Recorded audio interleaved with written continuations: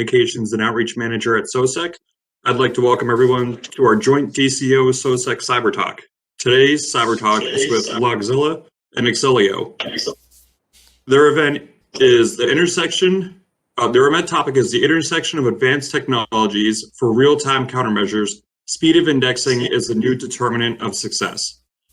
We're happy you all could join us. Your speakers today, your speaker from LogZilla is Mr. Clayton Dukes, CEO and CTO, and your speaker from Excelio is Mr. Hollis Beal, Director of Technical Marketing. Before I hand it over to Clayton, I'd like to remind everyone to keep their microphones muted during the presentation. You are welcome to ask questions in the chat, and we will have a Q&A session at the end of the talk. During the Q&A session, if you have any questions, please unmute yourself and announce your name and company, and you can ask your question. So with that, let me hand the mic over to Clayton. Over to you, Clayton. All right, thanks, Alex.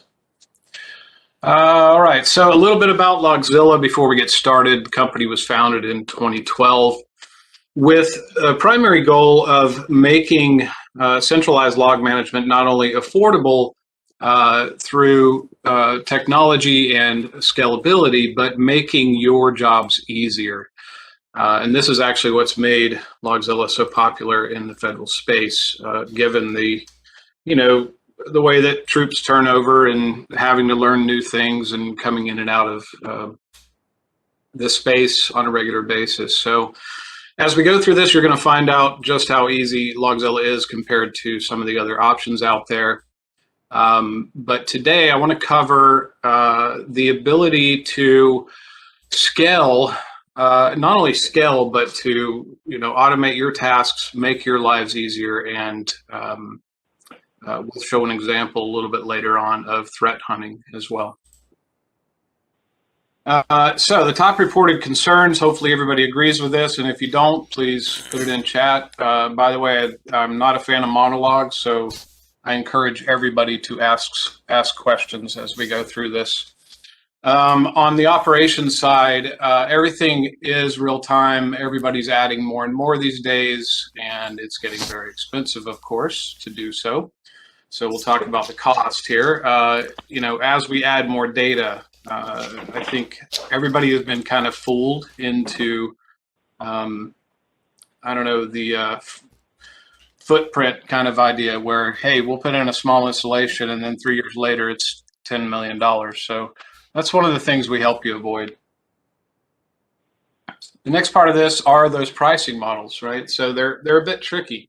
And they're all space-based, typically space-based. I wouldn't say all of them, but let's say you start out at 1 terabyte a day, and then when you go to 3 or 5 terabytes, it becomes something that just is not cost-effective at all. This is more traditional operational awareness. Everybody gets alert fatigue, and I'm going to show you in a minute how LogZilla fits into the traditional Fcaps model, fault configuration, accounting, performance, and security, and how you eliminate that alert fatigue or separate silos of information, right? So something bad happens, I get an extra 50 emails from every tool in the process telling me it's broken. And then the ability to expand threat response. So there's obviously a lot of really good tools out there for IDS, IPS, tools like Zeek that are freely available, but it's a little bit cumbersome to go through logs. Incidentally, LogZilla itself, the product, the first incarnation of this was in 2004. It was an open source tool that I wrote called PHP syslog-ng. My goal at that point was to get away from this problem where my guys were having to sit on a console and do grep and tell for in a data center that we were running. And it became a big problem. So my thought was, hey, why don't I put it in a user interface and make their lives a little bit easier, and my life in the process, of course. We'll take a break here to talk with Excelio and specifically Hollis on how we achieve the scale that we're achieving up to 10 terabytes a day. And Excelio is our partner in this to talk about how to do that. And with that, I'll pass the ball over to Hollis. Who has it? Good job. Thank you very much, Clayton. So I want to take this minute to thank everyone for joining the call today. We really do appreciate you taking the time out of your day to listen to what us talk about the new product, because we are very excited in what we think it can do and the capabilities that it does bring to the market and to your environments. We know that you're all unmuted while we're talking, but please, if you have any questions, go ahead and put them in the chat. We do have people standing by that are monitoring the chat, that we can go ahead and try to get those questions answered at the end. Okay, so without further ado. So first, a little bit about Accelio and kind of who we are. So we're coming up on being a 25-year-old company. We've been started in the late 90s building enterprise data storage systems. So at one point, we were bought and spun out by Seagate Technologies, but our engineering skill set is really focused on high-performance data flow with extremely high reliability. Now, a few years ago, we started a research project with Intel around NVMe solid-state storage devices and the applications that could use them. So this has become the basis for the product that you are going to see today. But after selling off the enterprise storage business, we're focused now on the high-performance packet capture and analysis market. Now, we found a great reception to our approach in solutions ranging from cybersecurity to high-volume IoT-sensitive telemetry data, and even high-speed analytics of financial market data feeds. So in addition to the customers you see on this page, we're about to add one of the major U.S. financial exchanges logos to this slide as well. So in this solution, we're performing high-speed trade analytics on something called the Options Price Reporting Authority, or OPRA, data feed.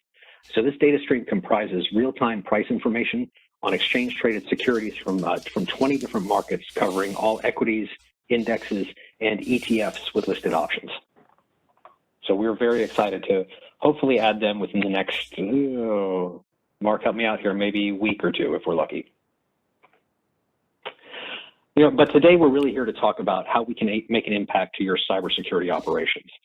Excuse me. So we've all been used to focusing on external threats where you concentrate your efforts on data coming into or out of the organization at centralized points. Things like routers, gateways, firewalls, things like that. Now, historically, we did this because that's where most of the threats were coming from. But today we're seeing double-digit growth in cyber attacks and traffic, and scaling these systems has really become more and more difficult and expensive.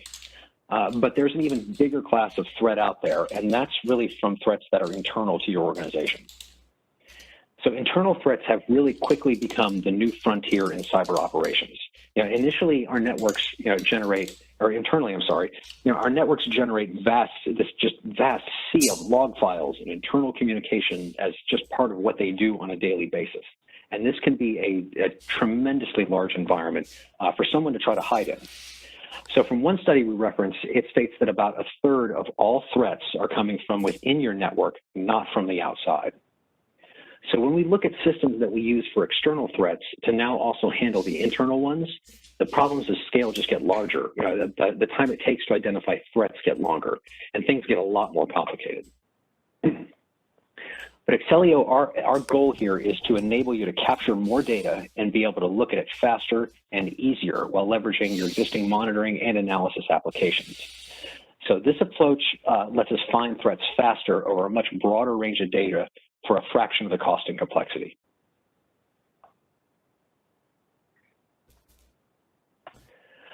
So, it's no secret that external traffic is increasing, and the current pandemic has really caused this to grow at a much faster rate than anyone thought. And the challenge that these systems are facing are really from how we've been building them. Typically applications are essentially stovepipes onto a dedicated hardware, and each have their own function. So you have dedicated stacks for, say, intrusion detection, security incident and event management, performance monitoring, and for the operators to actually look at the data and take action on it. So on top of this, you have data coming in from lots of different sources like taps and spans and aggregators and packet brokers, oh my. So you end up with this Rube Goldberg-like machine where the process flow, has this challenge of just dealing with the external traffic that you have today. But the new frontier is really in dealing with internal threats. And now, I'm not just talking about people that are maliciously trying to do something, but really about the unwitting users on your network. A recent study that we quote all the time says up to 98% of all malware infections are through email. Now, while this number is just ridiculously large, this is like cartoonishly number huge large, the recent SolarWinds hack has really shown us that supply chain attacks can even have a much further reaching impact than even just this malware coming through users' email. And the internal threat, this is not the same for everyone. Some industries are a lot more prone to these kind of vulnerabilities than others. But you know what? Even at the low number of 36 to 34%, I think everyone on this call would agree that these levels really represent a grave concern to us all. And the adversaries, they're really not making this any more easy. They're constantly innovating, they're evolving to make it much harder to find them in the first place. A hacker could be in your system for months without any kind of detection from you, learning about the organization and its processes, and gathering intelligence for future attacks. And one example I like to point out is, even FireEye, they're one of the leading cybersecurity companies in the world, and these guys are the pros. It even took them a few months to find the SolarWinds problem. So this is definitely not something easy to do, but definitely a place where we've got to get better. Now, just monitoring the perimeter or the north-south traffic on the network, that's really not going to be enough to catch the bad actors once they're in. Once there's malicious software in the environment, it can be extremely difficult to detect, as most malware is now self-contained, so it tries to minimize its communication with external command and control servers. So you really have to watch the lateral or east-west traffic movement for when it tries to reach out from that initial compromised system to see what else it can get at. So remember on the last slide when I talked about some of the challenges that this growing volume of data had on the perimeter defense systems? Well, monitoring the internal traffic is going to increase that volume of data by a factor of 4, 5, or even more. So for example, if you're talking about internal systems, let's say we have like a multi-tiered web application that can have, say, a load balancer, multiple front-end web servers, an authentication server, an application server, and even an object or a file storage server. All of these systems are going to be just talking to each other like crazy and generating just an enormous amount of traffic. But even beyond that, if you're using any kind of a microservices architecture or containers, you can have these entire stacks of solutions that are ephemeral. They just spin up and spin down, they change locations, they move around. So it can be tremendously hard to try to track what's going on in your network and figure out what's supposed to be there and what's not supposed to be there. By having to look all this, these problems of space, weight, power, scale, complexity, all of these go up, and usually in an exponential and not linear way when you have to monitor all of this traffic. But ultimately, we really have no choice. I mean, you simply have to monitor the environment at this level to catch and protect from the threats that are out there. And now, while the software components to monitor, analyze, and report have been getting much, much better recently, and you're about to see one of these with LogZilla in the demo and in upcoming slides, it's the underlying architecture of how we're putting these solutions together that has to change to be able to keep up. So when we're talking about changing, we're really thinking about changing the traditional deployment paradigms that we use to get beyond the problems that these traditional solutions have. And to do this, we really focused on 3 key areas. First, we changed how we're collecting and storing the network traffic. So one of the advantages for us is our extensive knowledge really in high-performance storage systems. From that, we've built software that can continuously capture data at up to 100 gigabits per second with no drop packets. Now, with that, we also leverage the newest technology in terms of data capture and acquisition cards so that we can support data rates of 10, 25, 40, 100 gigabits per second, all from the same card. So this makes the system much more flexible and scalable to grow as your needs and your data volumes do. And because we're using high-capacity NVMe storage devices, we can provide up to about 1.3 petabytes of capacity for storing network data.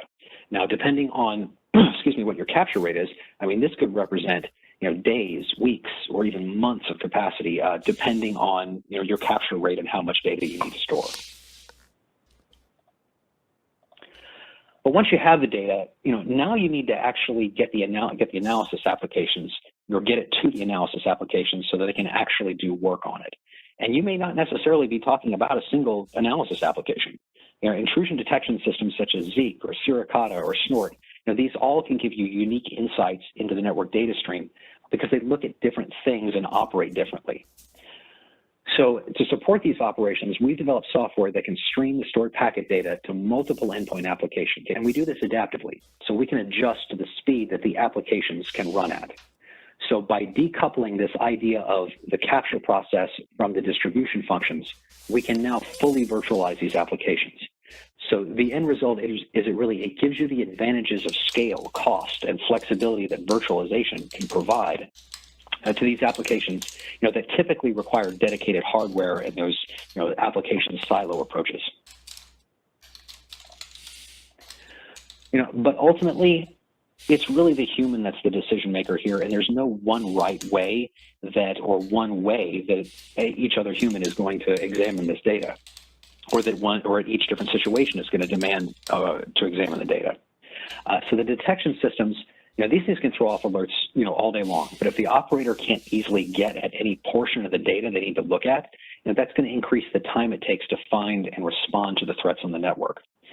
So we've created a process data flow where the operator can extract the raw PCAP data from any time frame just using standard packet filters. So this enables them to respond to incidents that the detection systems flag in much less time. So now that we've gotten beyond the things that have limited the traditional approaches to network security, we can provide a platform that's faster, cheaper, and easier to work with and scales as your needs do.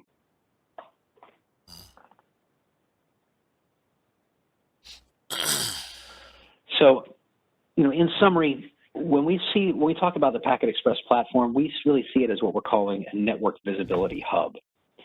So with traditional approaches, each different application is going to require their own hardware. Usually it's an appliance-based approach. You have to design these applications to handle the peak workloads they're going to encounter. And the real challenge here is that you're really overbuying on hardware, you're overbuying on software licenses, just because you've got to handle, that one peak that happens at maybe noon or 1 o'clock when everybody comes back from lunch, but the rest of the time the system's doing maybe 30% of what that is. But the problem is you have to design it for peak, because if you don't, it's going to start spilling packets all over the floor. So this makes these solutions, this drastically can increase the cost and complexity of these solutions.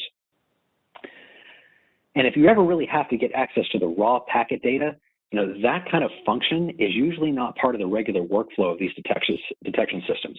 So that's going to require some sort of separate procedure to actually extract the raw data to give your analysts access to what was actually going on in the network, because it may not be something that the IDS flags as a threat. It may be something the IDS flags as something interesting. And you have to be able to, at any point in any of the timelines, be able to go in and just look at anything. So to really go after these kinds of problems and solve these different things, there are several points that we look at where we focus on with the Packet Express platform. So we say this provides a solution that goes well beyond the traditional hub, the appliance model, into what we call a network visibility hub. We capture the data once, then distribute it to applications at rates that are dependent on how fast these applications can actually accept the data. So this allows for you to size these applications and VMs for the average values and not just the peak capture rates. So that can dramatically reduce the amount of hardware and software licenses that you're going to require. And finally, we're going to give you access to any of the packets from any time frame with any filter you want. So this makes the operator much more productive, so they can respond to threats much more quickly. And it's a lot more simple to manage.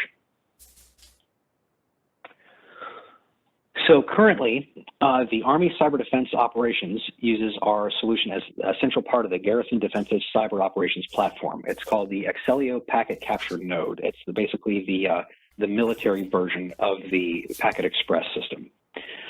Now, there were a couple of goals that we had with this project, and we really wanted to focus on 4 major areas. Now, the idea is that we wanted to collect data to maximize the visibility into the various physical and virtual infrastructure environments. But at the same time, we had to reduce the number of collection points. So the number of taps and spans and all these other places where we had to connect, we had to make this a lot more simple. So one of the ways we're doing that is we're supporting Gigamon tap aggregators, NetScout packet brokers, and even span ports at speeds ranging from, we have some systems with multiple 10 gig connections, all the way up to systems with 100 gigabit connections in them. And because all of it's based on the same hardware and software design, really it gives you a continuity across all of these different environments that all of it's managed the same. So the next thing we focused on, it was capturing, storing, and forwarding the data to really make the solution more reliable so that we can capture, again, at any speed for any length of time with a minimal footprint, which has a direct relation to space, weight, and power. So in the solution you're seeing here, one of the advantages that we have by being able to fully virtualize these, some of these intrusion detection systems is we're able to now run, in this case, it's Zeek inside of a VM. So we have enough horsepower on the nodes inside of the APCM that we are actually processing 2/3 of the network data on the host itself. And now for the other node, we're leveraging the virtual compute environment for what we call off-host processing. So anything extra we needed beyond what we could do internal to our box, we can now just start sending virtual machines outside of it. So this lets you scale in ways that you could never scale before with traditional approaches. We wanted to simplify the analysis of the data for the operators by reducing the amount of tools they have to work with to more easily give them actionable information. Everybody can get overloaded with alerts. You can get overloaded with tools. There can just be too much stuff to work with. We're trying to simplify that down into a handful of applications that we can make much more valuable by giving them unprecedented access to the data and giving it to them in a time frame they've never been able to access before. We're talking on the measure of seconds and not minutes or half hours. And finally, one of our goals was to help the organization evolve from operating in a reactive mode to more of a proactive and even eventually a predictive tempo.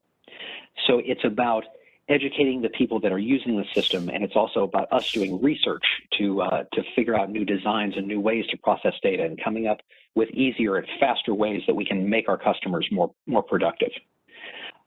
So in doing this, we really designed the solution to be placed remotely at various military bases and facilities to really give them visibility into all these different threats I've been talking about today from all different kinds of environments.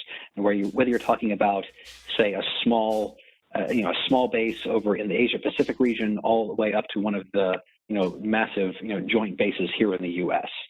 So to date, we've deployed these locations or these systems to 15 locations around the world, and hopefully we have many more to come. So with that, I'm going to turn this back over to Clayton, and we're going to talk a little bit more about LogZilla and jump into the demo. Let's get going. Here's the fun part, guys. As Hollis mentioned, a couple of things. First of all, Hollis, the Rube Goldberg comment made me chuckle. Thank you for that. But it's actually, it's really true. And we've been playing the Rube Goldberg game for 30 years in trying to manage all the data that's coming in. And it's funny how people talk about every presentation you guys attend, you probably hear data is increasing, and you've heard it for 15 years. It's not only true, but it's never going to stop. It's just going to keep coming in. And until we figure out how to get a handle on the amount of data, the biggest problem here is that you can't manage what you can't see. Let's take the SolarWinds issue. Part of that problem was Windows generates a lot of logs, and I mean a lot if you've ever looked at the data coming out of there. And so a lot of organizations weren't actually logging the data. So the escalation that happened wasn't getting captured or displayed anywhere or alerted or any of that. So, shame on whoever for letting the hack happen, but shame on whoever for not actually watching for it either. So we're going to talk about how speed of indexing is really the determinant of success, right? You can't manage what you can't see, but you can't build an infrastructure to do 100 gigs per second and expect to do it on, anything less than, 200, 300 servers involved. One of the key things for LogZilla is the ability to ingest quickly. Secondly, to enrich that data, and then third, to orchestrate. On the ingest side, a single server for LogZilla can do up to 10 terabytes a day. Realistically, possibly even more. I like to keep it realistic, but we've had it in the lab at 36 terabytes a day. So that goes down to the amount of complexity in deploying solutions like this and the cost of doing so, right? You go from spending millions to, I don't know, a couple $100,000 on hardware maybe, but whatever the case is, it's a huge savings. The next part of this is getting you as the operator away from the humdrum day-to-day things like searching and logs and awk and grep and all the fun things us nerds like to do. Instead, why don't we tie it in with multiple sources of information so that you know everything about that affected entity when the event comes in. It's just added to the event in key value pairs.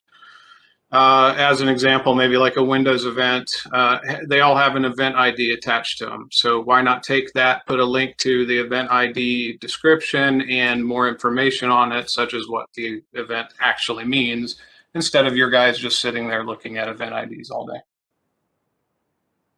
And then finally, as operators, we know how to fix 90% of the things that come in, be it on NetOps side, SecOps side, or whatever. At Tier 3, we've seen this problem before. We probably have a script that fixes it, but it has to come to us, and then it's a manual process. And when humans get involved, it raises the mean time to restore drastically. So instead, we give you a way in LogZilla to just kick that off based on a real-time trigger and go and check everything that you would do. So check check the firewall, or check this database, or do that thing. I can give you a specific use case that is, I think somebody on the call might be familiar with. We were in there just kind of visiting and saw one of the laptops in the battalion was going out, I think it was a couple hundred times a minute, looking up a porn URL. Well, of course, we know not any of the troops were doing that, but it ended up being malware. But it took about, once they saw the event, it took 15 or 20 minutes to track them down. They had to go to Meraki, find out where that MAC address was located, and then find out which user it was assigned to. And so I said, hey, why don't we show you how to just do this in real time? That same event comes out. We go out to Meraki and look up all this information for you. And a second later, that information is not only right in front of you, but your internal communications, which I can't remember what it was. It was a Slack-like product. You could just notify that user, hey, shut off your laptop. And it was his personal laptop. So that's a pretty good example for that. All of this goes down to saving time and being a lot more proactive in your response to how to handle the deluge of data that's coming in, right? So we'll go through a few use cases. I think there's 4. These are customers currently, but this would be the why of why they did this. So the first one was investigation enrichment. They needed full audit logging. And of course, when you say full audit logging, now you know there's a lot of logs, right? And the cost and the simplicity were the biggest things for them, but the speed of being able to see immediately what's going on. In this scenario, they had installed LogZilla and within seconds saw a distributed denial of service attack coming in through their main firewall, Palo Alto firewall. And the second one, it's Fortune 500 financial. They're using Splunk primarily. They're going to put LogZilla in front of it. They're already starting to. And I'll talk a little bit here in a little bit about this deduplication algorithm that's automatically part of the product. In any network or IT ops, you always have duplicate events when it comes to logging. It's just the nature of the way it was designed. And so these companies that are using other products are having to pay for when software is charging you based on the amount of data stored. So they're looking to solve or save, I think it's close to $2 million a year but not actually lose any of the fidelity or information. In fact, their Splunk side's gaining information because of the event enrichment that's going through it. Other thing to note is that ours is running on a VM. They have close to 100 systems on the Splunk side for it doing its job. And the other key thing here, and the thing that really got them going on this, was there was a planned upgrade on the network. It was a bug that just started flooding all receivers, that downstream log receivers. And LogZilla was actually the only one that caught the data storm. Everything else had just either dropped it or lost it on the wire or whatever the case was.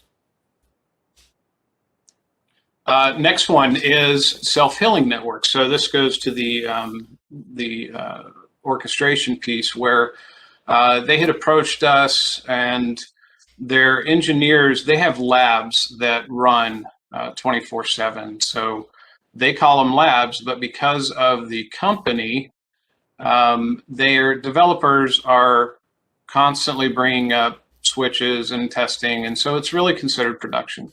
One of the issues they had is they'd bring up a virtual switch, or somebody would, and it'd create a duplicate MAC address and cause problems, and then they'd have to go hunt it down through, down the fabric path, down the spine, and all that stuff. And it took a long time to, first of all, to even know about it. Secondly, to fix it. And so we showed them in a pretty simple way how to do it in just a couple of seconds. I am not watching chat, so if anybody has any questions, please feel free, and one of the other guys will let me know. All right, so the next one was actually a fun one for me, because we ended up turning this into a webinar. It is on our website. I think it's called To Catch a Thief. But it was a university that would have laptops go missing, and whoever stole it would wipe it, come back onto the network, sit down in their class, and as soon as they log in, we've got their username, but we also had the MAC address from the stolen laptop. And we took that MAC, went over to Cisco ICE Identity Services Engine, tied that to the username, then go to the wireless LAN controller, map the AP tunnel name to the access point's full name, which then went to their inventory database, got the building, the room, and the hallway and the room that the APs are deployed to, and then went to another system for their security and got the detective's phone number and case ID and sent that to the detective. The entire process took 5 seconds to do. And so the problem they had before is they knew the laptop would show up, but they couldn't get to it in time. That person that took it was in another class by then or at a different location. The URL's here, and I think we're going to hand out the slides afterwards, so you'll see the URL here for the webinar. All right, so hopefully everybody's familiar with this, especially in military. The OODA loop is quite common. This is one of my favorite quotes: decisions without actions are pointless, and actions without decisions are reckless, right? So I always like to say you can't manage what you can't see. So if you're not looking at it, you're just waiting to get in trouble. And so the way that LogZilla fits into the OODA loop is, you'll see on the left side just different types of data coming in. In today's example, we'll use Zeek IDS for that. And you can see the big giant arrow here on the left. That's all the data coming in. We pass it through the loop, deduplicate it. Everything in LogZilla is real time. So this is another key thing, right? If you're getting a data storm or an attack, and all of a sudden the tool you're using takes 15 minutes to search for results, then you're kind of dead in the water, right? Next, make an informed, intelligent decision, because the system's already gone out and gathered all the information from that, right? Where is it in our network? How important is it? What's the inventory? Who owns it? All of those things can be put in there in real time. And then automatic repair if that's an option, right? And even in cases where maybe you have tight change control policies, then fine, open a change control ticket automatically and put the commands in that are needed to fix the problem until somebody can get to it. at the end of the day, on the right side, it's about paring things down to actionable data. Don't show me the same billion things every day that I don't care about. Show me the 20 that we need to take action on, and take action on them if you can.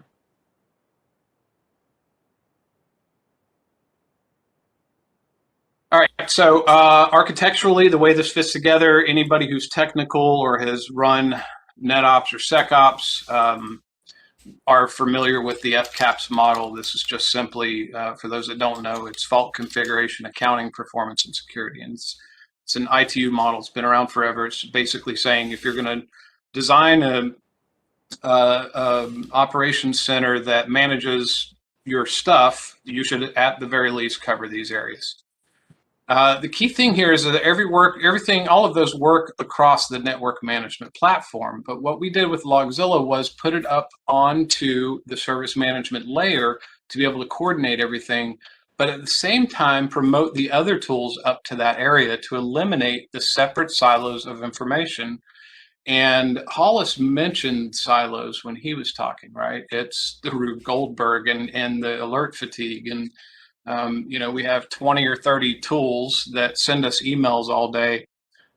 Quick side note, I'm not a fan of email. As an engineer, when I was an engineer for a very long time, you get 300 emails a day, and we just filter them into a folder that we don't look at because who has time for that? So, in the traditional sense, monitoring tools don't actually fix problems. They just point them out, but that has never really helped any of the engineers in the process. So if we break that stack down, you'll see your common network layer and then the elements that communicate up from there. On the network management layer, this is where all the tools fall. Some tools will fall in multiple areas, right? So something like Splunk has fault management, performance, and security. But none of them really communicate with each other. This is where I'm talking about, it's just going, hey, something's broken, go fix it. And so are the other tools that are in place. Or you have some poor guy at a console looking for bad things all day. That's not fun either. So with LogZilla, if we move that up to the service management layer, you're able to have visibility into known error database and inventory and documentation and incident management and problem management and all of those. And you're tying everything together so that these systems are able to forward all of their events up to LogZilla to do the enrichment and correlation and orchestration. At the end of the day, now you have all the feeds from the left, you're coordinating multiple inputs and outputs and getting into in-service assurance, and then able to route it downstream to other receivers that need it. Key here is they're not getting, let's say, 100,000 of the same thing in the last minute. They can get one that says it happened 100,000 times, and by the way, here's everything you could possibly know about it. So at the end of the day, those tools are getting a lot smarter because of it, right? What about ease of use? What about, should I have to hire professional services to build my tool for the next year, or should I just be able to install it and get to using it? This is one of my other big peeves. I was at Cisco for 9 years, and they're notorious for their 400-page install guides. But it's not just Cisco; it's pretty much everything out there. Personally, it just seems to me like companies make things overly complex to make you go to training. I don't know. So real focus for us was to make it easy to install. It's a single command, no questions asked, fully operational. You'll get some sample dashboards with it, and there's plenty other available for other vendor types as well. The ability to remove that complexity. So in my day-to-day job, I know SQL really well. I certainly wouldn't want to do it every day when my job was supposed to be a security analyst. So why would I have that in the UI? Imagine if you had to go to Google and type SQL commands, right? We'd still be using Alta Vista or whatever it was, Prodigy, Manimal. Okay, so the next part of that is eliminating those data storms. You can see on this little screenshot here, typically out of the box, we'll see between 40 and 60%. There's a ton of normalization you can do as well. On the security side, it tends to range between 20 and 40% out of the box. But again, plenty of stuff you can easily do within a matter of minutes to normalize. And then the final piece of this is to do it in real time with millisecond accuracy. You can see that screenshot there. 250,000 events per second is 11 terabytes a day, and we're doing that on a single server. That screenshot, by the way, is from Cisco Live. So we actually did that all week long at Cisco Live. All right. You guys are making me do a monologue, but yeah, somebody said, can we ask questions? You're here. Yes. Whoever asked that, please do. I like the interaction. I miss everybody. Okay, so this is a screenshot from a pre-sales customer. Everything's been anonymized, but I keyed in on something. When we were talking to them, they said, well, we already have it installed. I said, great, let's use your data. So I took a look at it, and the first thing I noticed is the amount of duplicates. Remember, I said out of the box 40 to 60%. So 97% is extremely high, and you can see right away that they're getting some type of data storm. But if we look at, this was their Palo Alto dashboard, we see a bunch of random users going to a bunch of random places. Naturally, my first question is, do you have locations in China and Russia? Knowing the answer was no. But when you drill down into this, you can see there was malware on the network with call homes going out, and you could see the traffic, and you can see that just one of the random users was calling home 200 times per minute. So that's what was causing that data storm. Now, how do we normally handle this, right? So if I build out an infrastructure to handle log data at 2 terabytes a day, but all of a sudden it spikes to 10, what's going to happen with that, right? They're either going to get dropped somewhere, maybe servers aren't, I deploy 20 servers to do this and not 200, but who's going to do 200 just in case? Or 99% of the time, they just slow to a crawl. And this is the biggest problem that we see. When bad things happen, we can't actually get to the product we purchased to determine what bad thing that is. And of course, that's when we need that information the most. So along those lines, as I mentioned, we do automatically deduplicate. One of the other things we realized several years ago was we have this amazingly fast engine. We have this ability to do the deduplication enrichment. Why don't we make it available for other things? And that's kind of, probably 5 years ago, that's when we started to move up that stack, that ITU stack, to the service management layer, was being able to route, do message routing between everything and enriching and all of that. So now we can sit in front of everything and kind of be that train coordinator, that we take all of the data in, we do the deduplication, we do the enrichment, and then we can pass those downstream to any other tools so that your cost goes down on those tools. So even if you have another log analytics tool, or of course any SIM tools, or a messaging platform, or whatever you want that receives either logs or traps or files or webhooks. It's just only traps and logs mentioned here, but we can bring it in any way and send it out in any way. I do see a chat here. Can you touch on some of the analytics used to find command and control? Yes, we're going to. Thank you for that question. In fact, we're going to do that right now. So at the end of the day, it's reducing those license costs, but making things easier for the operators, right? The people that buy it, they care. Obviously, federal cares a lot about how much it costs. But the people that use it have to do this day to day, and it just gets exhausting because you keep doing the same things over and over again. And why don't we just free your life up to do something a lot easier? And let's talk about how easy it is now. What we did with Excelio, we set up everything on their systems, and they are generating quite a few events from their Zeek IDS. So today we're going to take this walkthrough to learn how to do a few of the things. So quite simply, what we did was went out and looked at what people do normally for threat hunting, and then made a comparison of what you would do in Zeek versus how it would work in LogZilla. You're losing nothing. You're gaining a lot more visibility and a lot more ease of use here in this process. Do you have custom network analytics to detect bad is another question. Bad. Let me get through this and then ask that question, please. I like that. Thank you. Hey, whoever's setting me up for this, thank you very much. Appreciate it.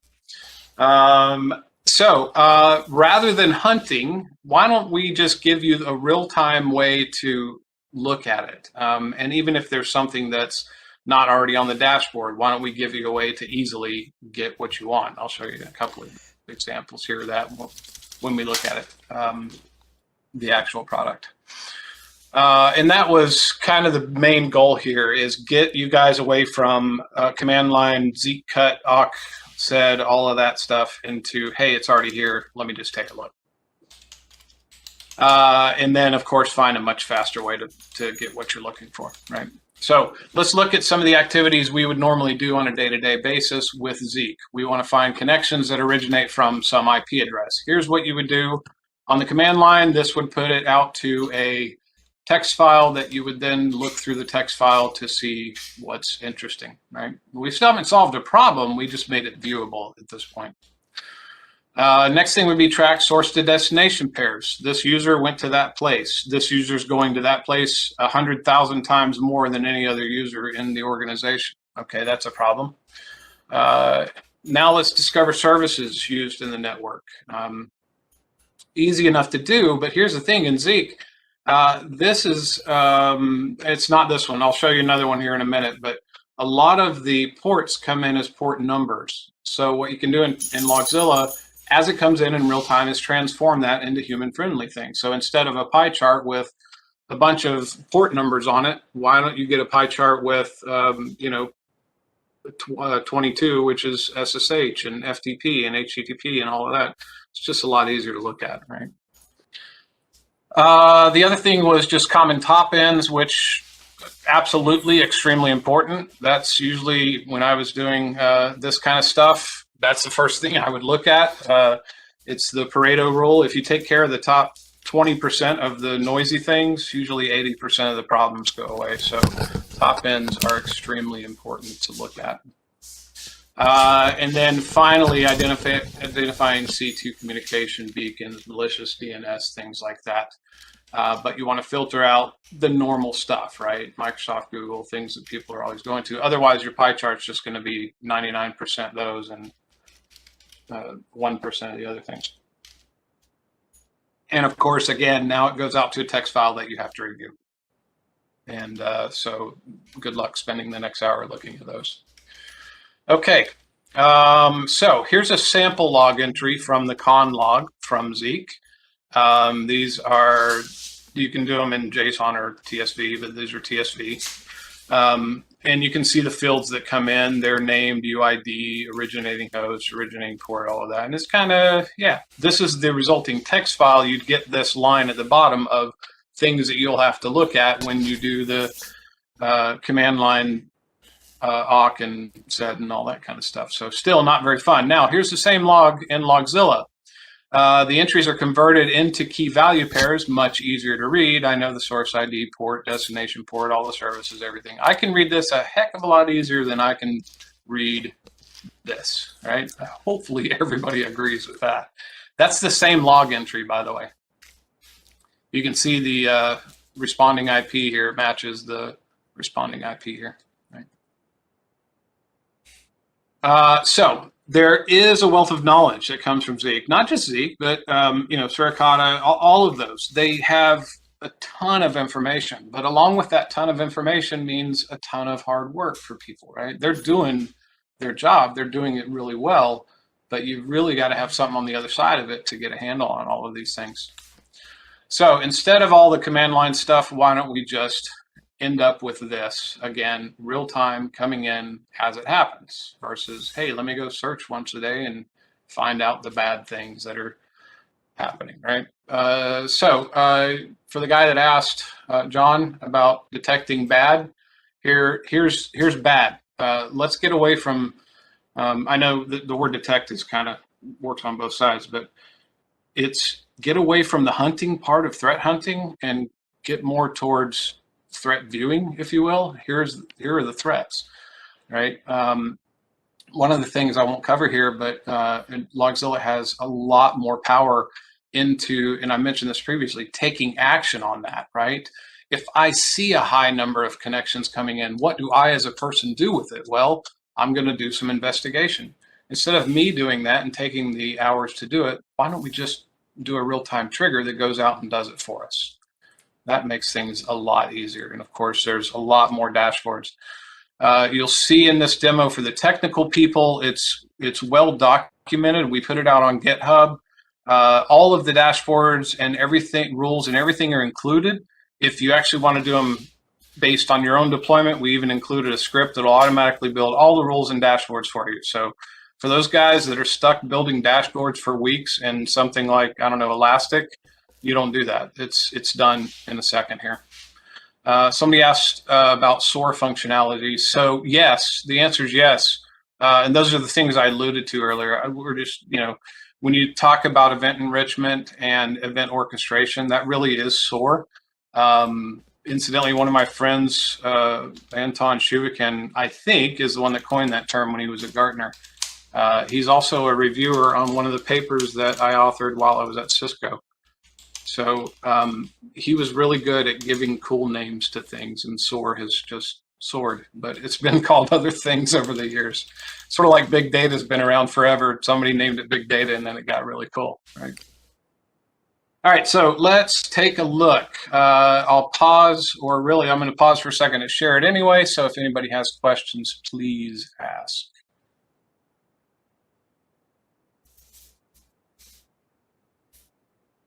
All right, for the fellows that can talk, can you see the browser? Or just put it in chat? Yes. Okay, thank you. All right, so here's that, some of the screenshots you saw with the threat hunting. Currently, there's about 20-ish thousand events per second coming in to the system. That's from the Excelio stuff that are replaying all the PCAPs, right? And you can see in the dashboard some of the things that we went through, long duration connections, post non-standard ports. One of my favorite actually was top 15 connections to destination ports above 1024.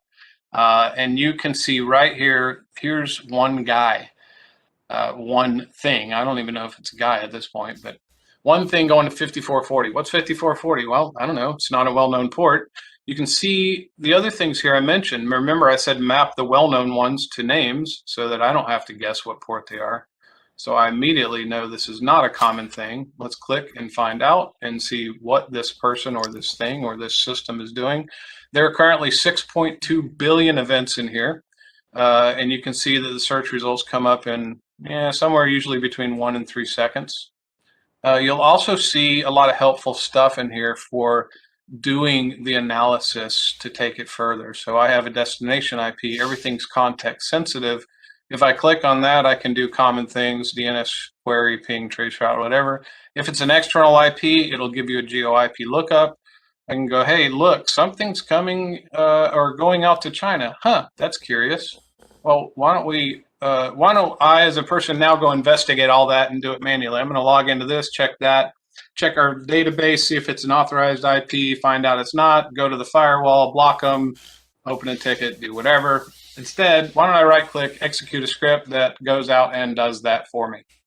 Bada bing, bada bang, you're done. That was hard.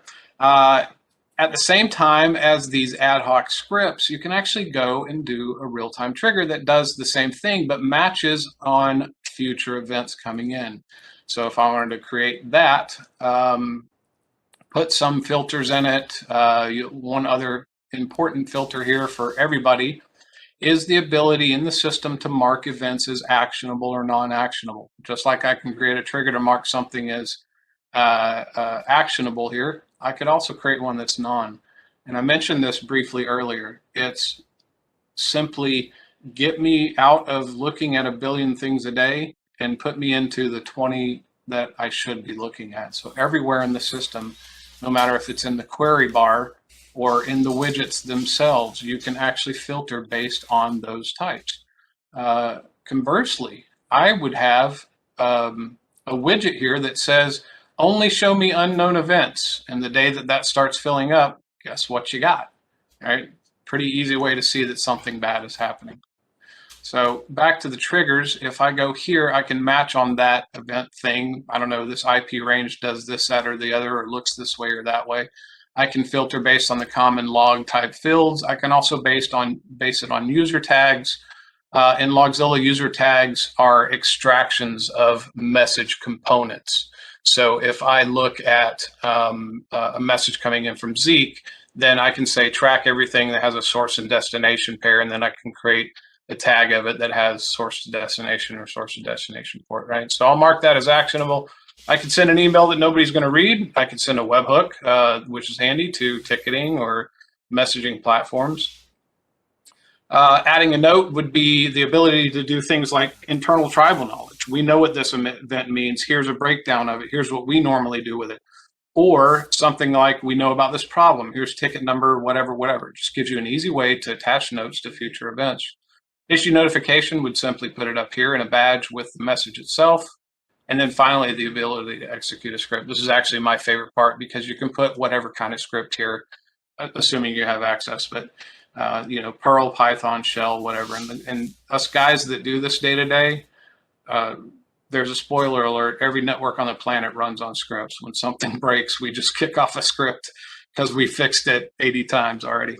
And so the nice thing here is this gives you the ability in a more open way. It's not, hey, let's design some new language that you have to learn.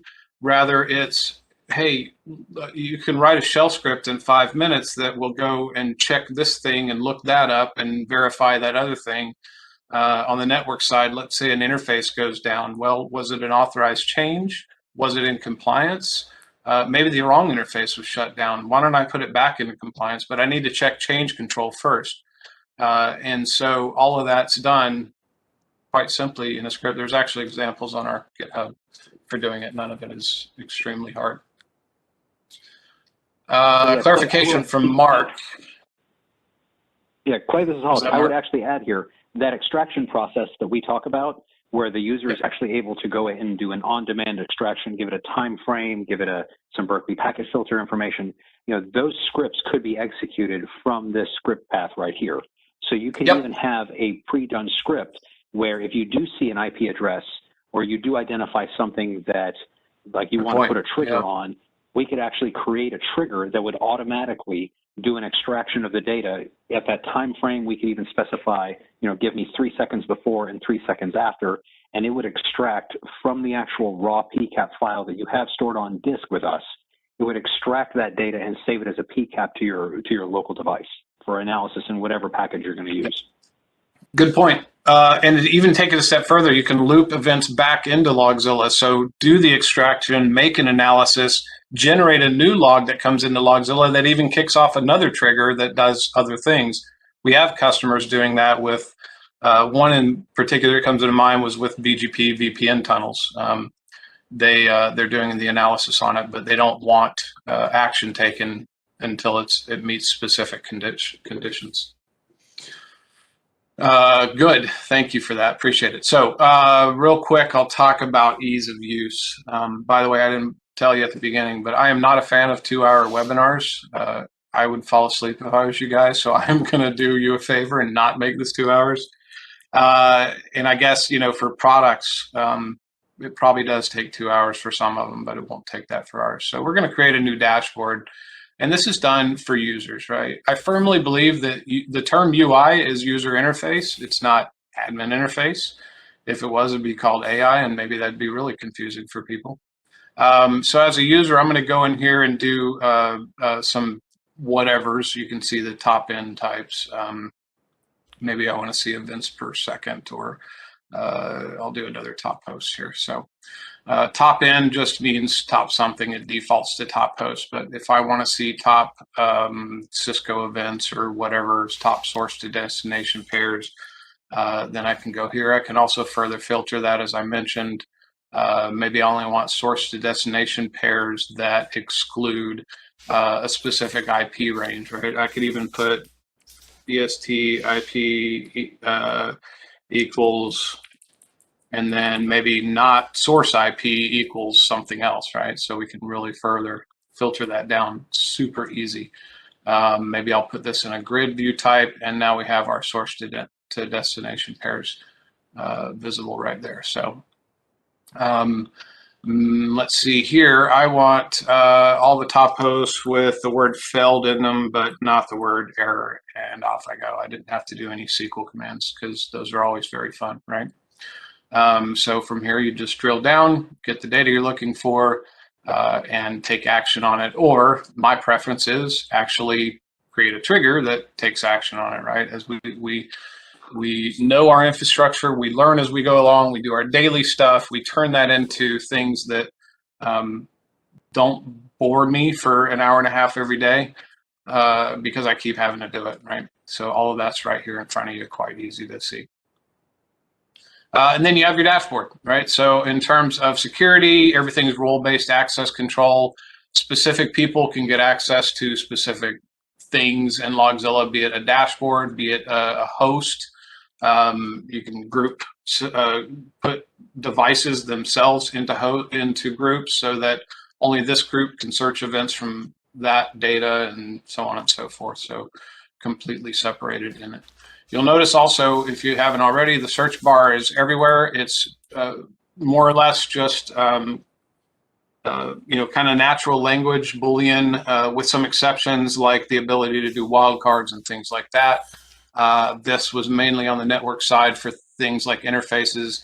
You wouldn't know the interface name, like gigabit Ethernet 01 versus 02. So you could just put gigabit star or whatever that you were looking for. And that'll come in. And of course, those same filters apply here. Everything would be coming in. If there were Cisco events, all the Cisco mnemonics are automatically tracked.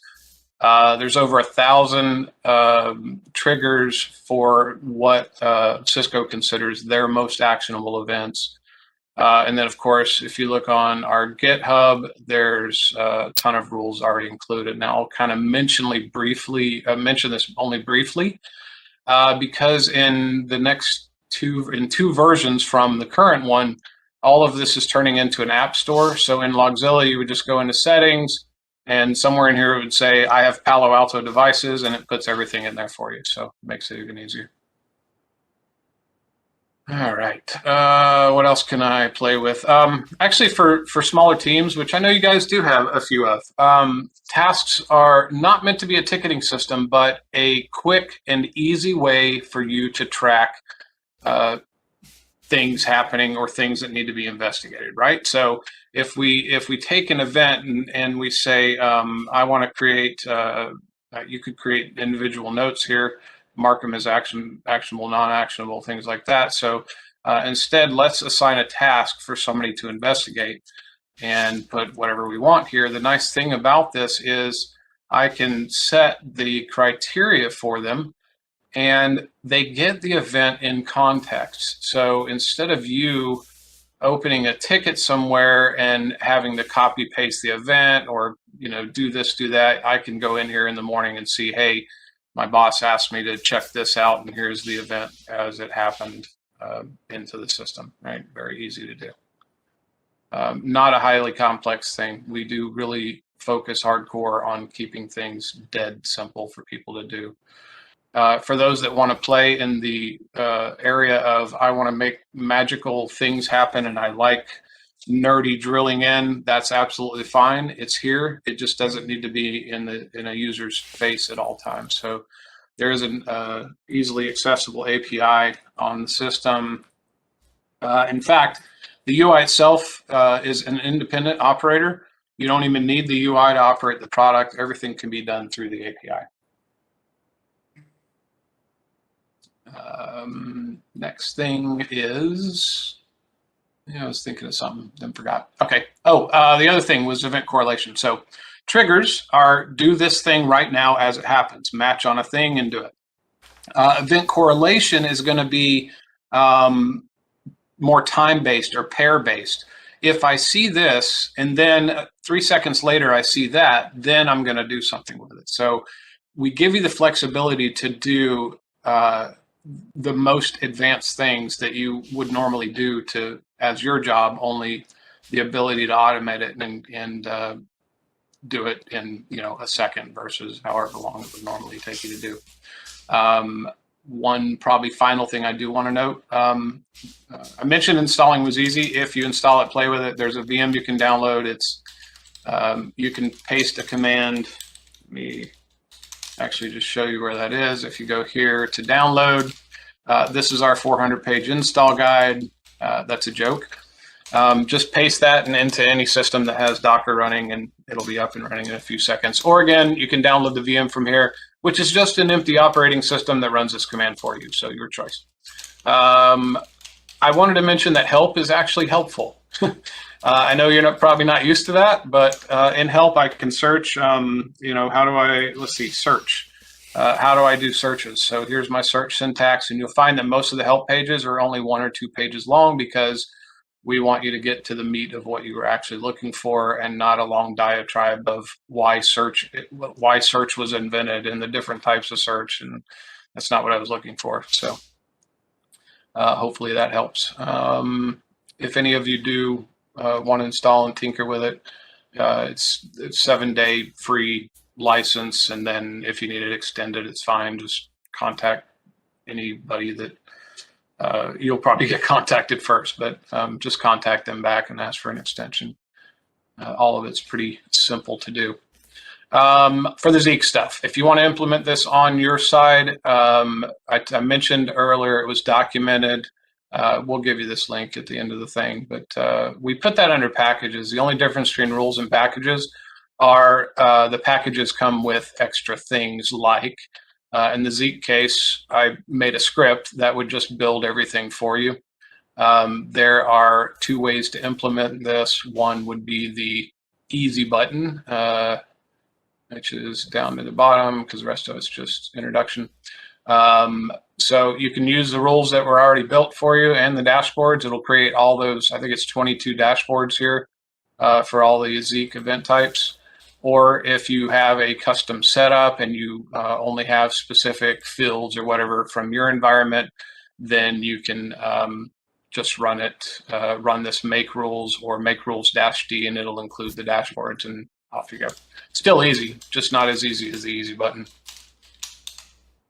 All right, let's see. I don't think I can waste any more of your time because it's just too easy to use. So, yeah. Clay, can we get you to show the architecture slide for the demo? You know what? I mentioned that, or I noticed you didn't have that, and I thought you had it, but I don't have it. Can you share it? Oh, okay. Yep, I can absolutely show it. Yeah.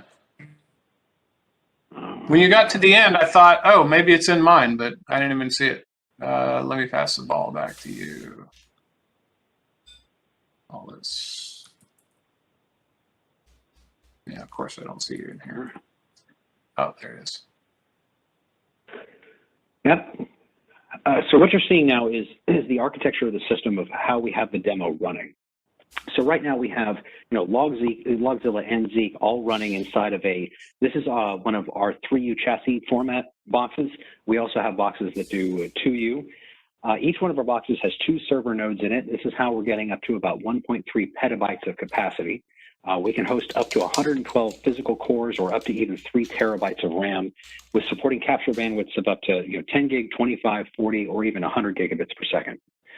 So what you're seeing here is basically we have on one of the server nodes, we call the capture node, we have our capture card, which is a field programmable gate array or FPGA-based capture card. It does timestamping, filtering, slicing, can do basic packet deduplication.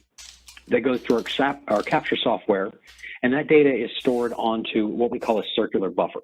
So essentially, we take all of this capacity and turn it into something where you can just keep writing data into it. And at the point where it gets filled, we'll just start archiving data out of it on a first in, first out basis. Now, while this is going on, we also have our extract functions that in real time, as the data is coming in and being saved to this large circular buffer, we can extract the data and then send it to the analysis applications. So in this instance, we're running 3 instances of Zeek on the second node inside of this chassis. We think we could probably get a 4th instance in there, but we just did 3 instances now because we just wanted to play a little safe for the demo. So again, we're just extending that raw PCAP data up to Zeek through a PF ring interface. Zeek does all of its processing and then sends its logs back over to LogZilla, which is sitting back over on the capture node. So again, this is everything inside of a 3U chassis, which would have normally taken, maybe half a rack to even a full rack of gear, with all the different servers you need for, each Zeek having its own capture process. You have another server with a couple of shelves of hard drive for the PCAP capture, and then you'd have even more servers for the database that sits in front of it. So with a combination of the Accelio hardware architecture as a platform to be able to load these analysis applications and being able to load the LogZilla software, combine that with the ease of use and the intelligence of the LogZilla software, we can give you a really robust solution that can give you really deep insight into a lot of your different networking needs for a size and really a package that's a format that's really unmatched in the industry today.